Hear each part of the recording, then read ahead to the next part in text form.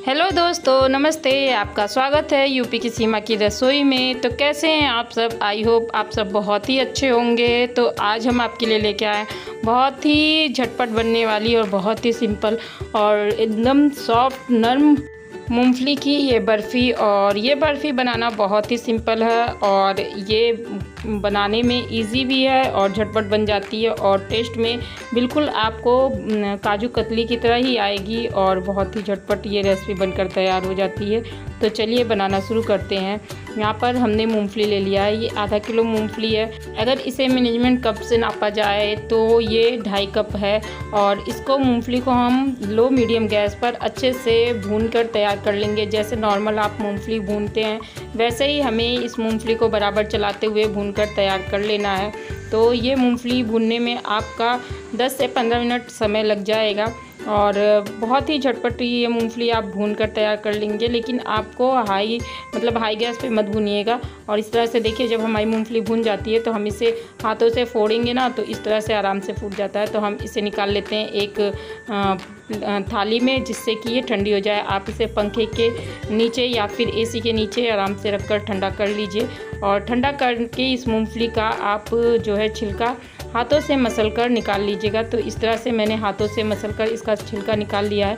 एक आध मूंगफली जो छिलके पड़े हुए हैं उसको भी मैं देखकर निकाल लेती हूँ। तो इस तरह से बहुत ही आसानी से मूंगफली का छिलका निकल जाता है और इसे हमने निकाल लिया है। और इसे अब हम डालेंगे एक जार में। तो यहाँ पर हम एक मिक्सर ग्राइंडर जार में डाल दे रहे हैं। तो हम बड़े वाले ग्राइंडर जार में डाल रहे हैं, जिससे कि हमारी सारी मूंगफली एक साथ पीस जाए।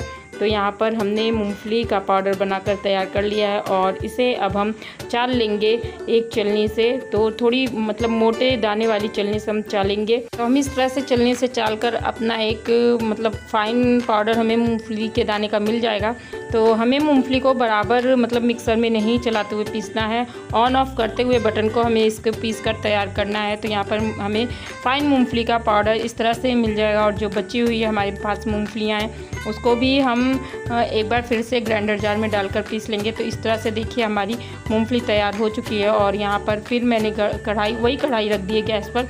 तो उसमें हमने 1 कटोरी चीनी डाल दिया है और उसी कटोरी से आधा कटोरी पानी डाल दिया है।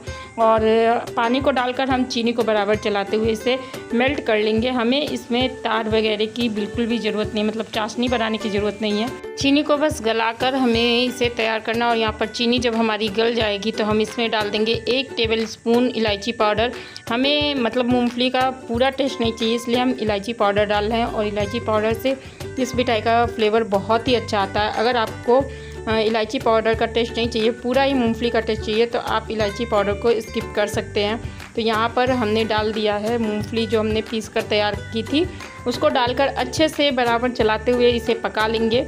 और इसको बराबर मिलाते हुए बहुत ही अच्छे से हमारी मिठाई ये बन जाएगी। तो इस तरह से चलाते हुए हम बराबर इसे मिला रहे हैं और पका लेते हैं जब तक कि ये हमारी मिठाई कढ़ाई नहीं छोड़ देती है, तब तक हम इसे पका कर तैयार करेंगे। और इसमें अब हम डाल देते हैं 1 टेबलस्पून घी। घी डालना ऑप्शनल है, क्योंकि घी हम इसलिए डाल रहे हैं जिससे कि हमारी मिठाई का टेस्ट और भी ज़्यादा बढ़ जाए। नहीं तो ऐसे मूंगफली में ऑलरेडी अपना घी होता है।